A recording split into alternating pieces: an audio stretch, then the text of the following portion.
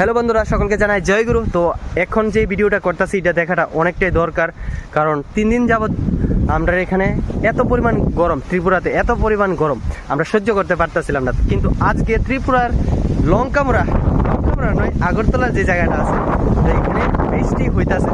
তো বৃষ্টি হইতাছে কি আইতাছে মানে প্রচুর পরিমাণে, আর এতটাই ভালো লাগতেছে। কিন্তু ভালো লাগার কারণ আরেকটা আছে, সেইটা হইলো দেখো কি সুন্দর রামধনু। গাইস, এই জিনিসটা অসাধারণ, এই জিনিসটা চেক করার মতন, এই জিনিসটার মতন কোনো জিনিস হয় না। আর কি কমু, এত সুন্দর।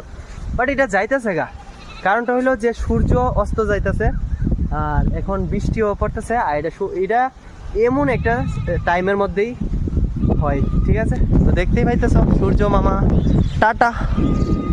ও মাই গড।